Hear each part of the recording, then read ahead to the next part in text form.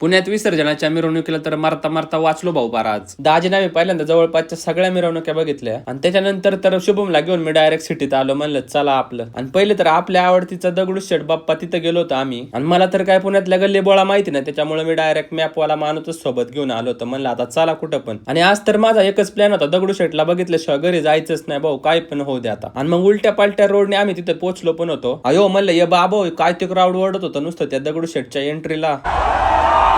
याला म्हणतात दगडूशेठची क्रेज राव. म्हणजे नुसत्या दगडूशेठच्या एका एंट्री नुसतं लाटसारखं पब्लिक आलं होतं. पार जाम कार्यक्रम होता राव. त्या गर्दीतून बाहेर जाता पण येत नव्हतं. म्हणलं आज काय आपण राहत नसतोय बाबा. बाप्पांचं नाव घेतलं, म्हणलं चलो. मग आलो बाबा कस तरी एकदाच बाहेर. पण आम्हाला काय जवळून आपल्याला गणपती बाप्पा बघायला भेटले नव्हते. म्हणलं दगडूशेठ परत एकदा बघायचा, म्हणजे बघायचा आता काय पण होऊ द्या. पार म्हणलं गुदमारून मिळालं तरी चालेल, पण जवळून दर्शन घेतल्याशिवाय जायचंच नाही भाऊ. मग आपण अलका चौकात आला. भरपूर साऱ्या मंडळांच्या गणपतींचे आपल्याला दर्शन झाले. पण दगडूशेठची वाट बघत माझा तर गाम पुसू पार जीव गेला होता. पण आम्ही काय जायचं नावच घेत नव्हतो.